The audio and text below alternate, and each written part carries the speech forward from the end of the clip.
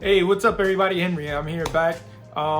Just wanted to give you guys an update with the stimulus checks. I've been getting mixed reviews, half and half. Some people have gotten it, some people haven't. I did want to do maybe a guided tour so that way we can, help you out. Check out how it is that you go on the IRS.gov, get my payment tool. So here we go. All right, guys. If you haven't done so already, give me a like and subscribe. I'll give you a few seconds. All right. Now let's get back to the video. All right. So in the description of this video, I have the link. You'll find it in the video below in the description.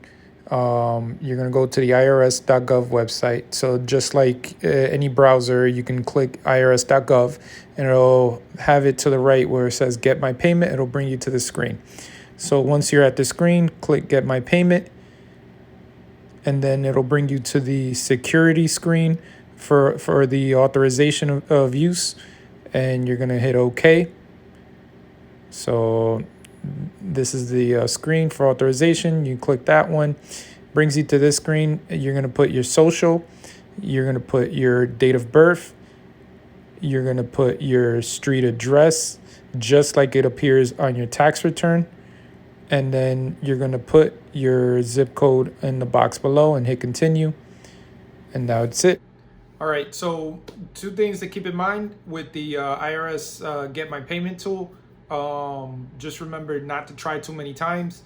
If you do, what's going to end up happening is that it's going to tell you after 24 hours to come back. The next thing to keep in mind is to make sure that you put in your actual information the way it reads on your tax return.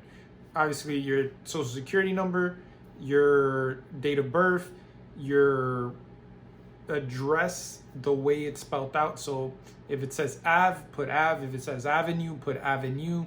If it says street, however it is, spell it out. And just make sure that the information is accurate.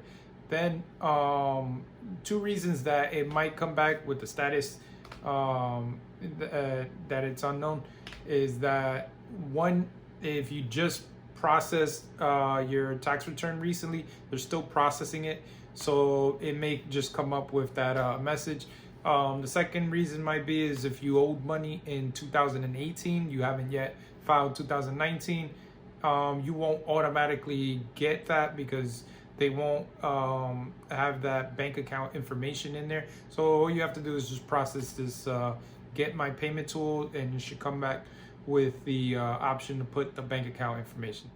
All right, so for the new bill, which is being proposed, which I posted you guys on the previous video, it's called the Emergency Money for the People Act. That bill being proposed by Tim Ryan from Ohio and Ro Khanna from California. So this is more democratic stimulus package. What they are looking for is $2,000 a month for single filers, $4,000 a month for joint filers, $500 per dependent, up to 3 dependents, for a max up to 12 months. So potentially you can get up to $5,500 for a household with 3 dependents. Some of the stuff that I wanted to clarify is that college students were overlooked because they were either claimed as a dependent or didn't file a tax return with the first stimulus package. So this one kind of solves that. Also, adults with disabilities were left out of the stimulus payment since they could be claimed as dependents on somebody else's tax return. So this actually takes care of that. And people all around that make more money, so single up to 130,000 and joint up to 260, and then it scales off after that. So it scales off $50 off the stimulus for every $1,000 over that you make. So just to keep that in mind. But yeah, this is pretty good. So I'll keep you guys posted once we get more on that.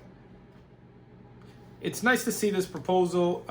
It seems like it solves a lot of the issues that the first one had regarding funding for certain people, but it might be a while before we hear anything about it, being that there are stimulus that they're worried about that takes priority for our municipalities, for state governments, more funding for businesses.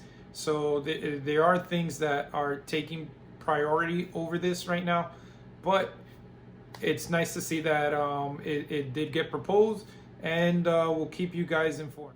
All right, so we did help quite a few people to fix their unemployment claims, to be able to file it and certify for their benefits. Don't forget, there is a schedule. Sunday, certain social security numbers on certain time frames.